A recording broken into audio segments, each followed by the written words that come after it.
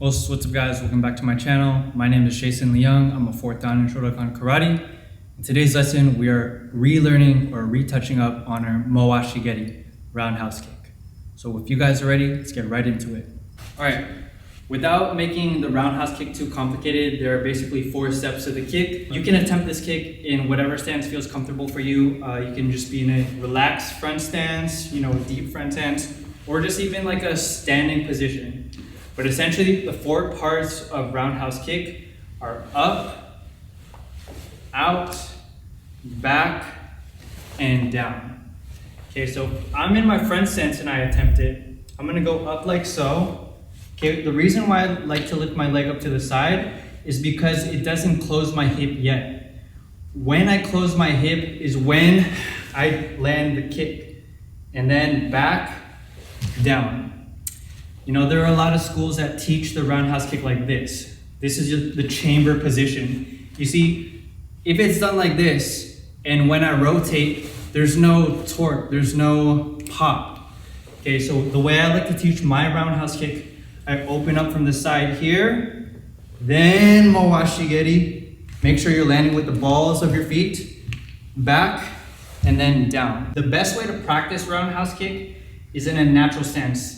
Practicing anything actually. So you want to focus on your hip movement. Okay, I'm gonna go with my left leg, just natural stance, ich, knee, san, and shi. Okay, HEIAN. And other side.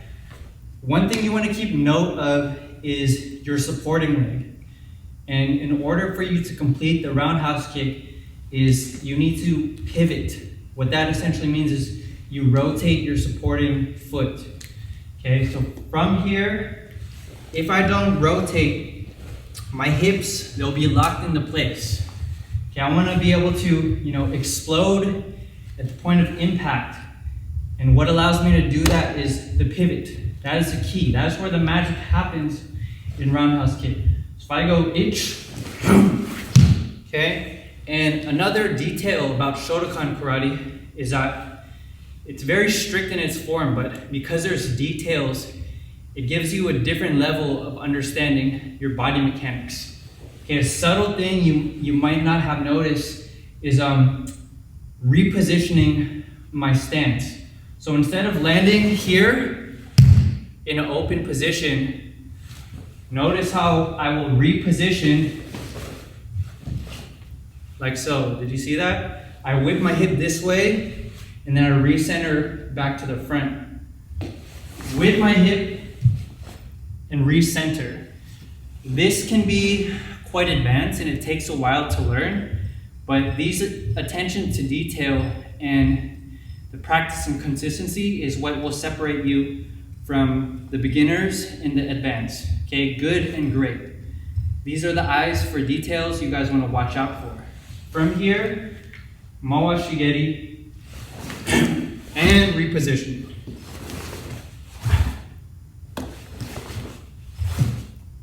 Like so.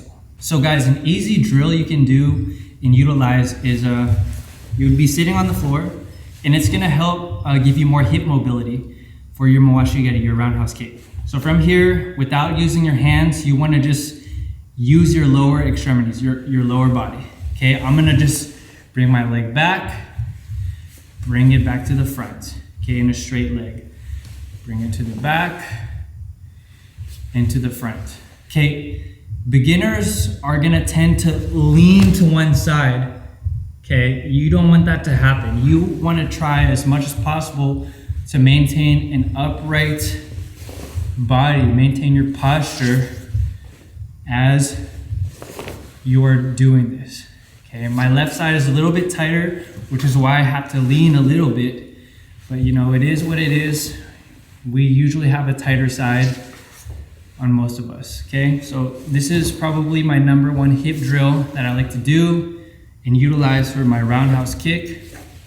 And when I apply that motion over here, it's really gonna help you learn torque. Okay, boom. Back to position, just like you were doing on the floor. Back, back, forward and back. All right, guys, so that was my lesson on the roundhouse kick. I can go over this again in the future, but for now, this is all we got. Train hard, have fun, and I'll see you guys in the next video. Os!